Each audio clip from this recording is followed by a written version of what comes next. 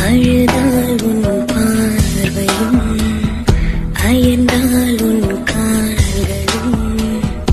அதிகாலையின் கூடலில் சோகம் தீர்க்கும் போதுமா நிழல் தேடிடும் ஆண்மையும் நிஜம் தேடிடும் பெண்மையும்